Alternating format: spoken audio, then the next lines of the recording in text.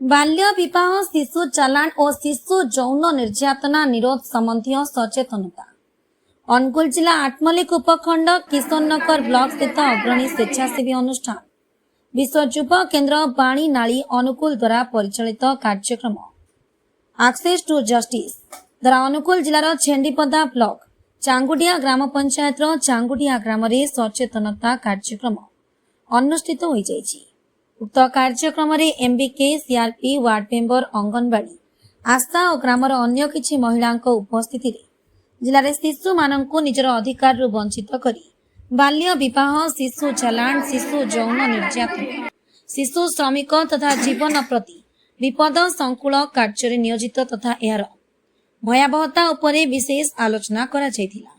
बाल्य विवाह तथा शिशु को श्रम रे नियोजित करुथिबा लोकंक पई भारतीय आईन अनुଯାୟୀ बाल्य विवाहर दंड विधान और नियमावली एवं प्रत्येक शिशुर 4टी प्राथमिक अधिकार विषय में आलोचना करथिले।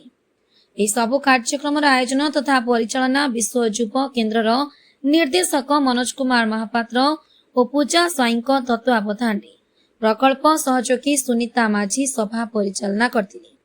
किशोरनगर दीपक कुमार साहू का रिपोर्ट आठमल्लिक समाचार।